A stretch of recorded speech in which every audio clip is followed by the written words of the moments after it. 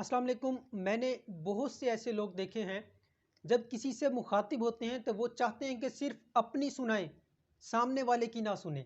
बहुत बड़ी गलती करते हैं, सिर्फ अपनी सुनाना चाहते हैं, सामने वाले की नहीं सुनना चाहते।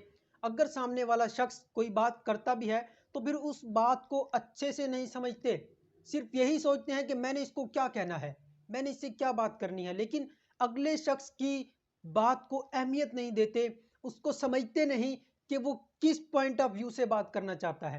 हमें चाहिए कि हम सामने वाले शख्स को भी समझें कि वो किस पॉइंट ऑफ व्यू से बात कर रहा है और उस बात का सही उसको जवाब दिया जाए, ना कि सिर्फ और सिर्फ अपनी सुनाई जाए, उस शख्स की भी सुनी जाए, उसके दिल का हाल भी सुना जाए।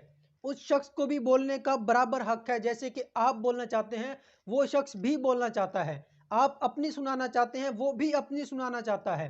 तो आपको चाहिए कि अगर आप अपनी सुनाना चाहते हैं तो सामने वाले की भी सुने।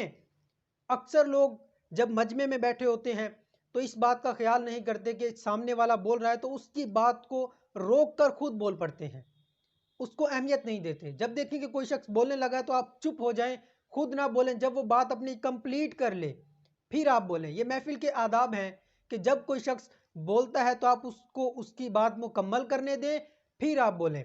और हमारे यहाँ तो अक्सर ऐसा होता है कि जब महफिल होती है, कोई 5-7 दोस्त इकट्ठे होते हैं तो अक्सर लोग मोबाइल निकाल लेते हैं, मोबाइल पर अपने नोटिफिकेशंस देखने लग जाते हैं।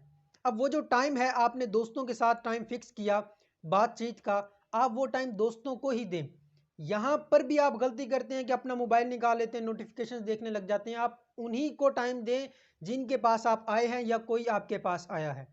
उनसे मुखातिब होइए, उनसे बात कीजिए, उनकी बात को समझिए, मोबाइल को साइड पर रख दीजिए। जब भी आप किसी से मुखातिब हों तो इन चीज़ों का लाजमी ख्याल कीजिए कि अगले शख्स की बात को समझिए, समझ कर उसको जवाब दीजिए। और ये ना हो कि आप सिर्फ और सिर्फ मोबाइल पर मुखातिब हों, अगला शख्स बोल रहा हो, आप उसको तवज्जो ना दें, आप उसको अहमियत ना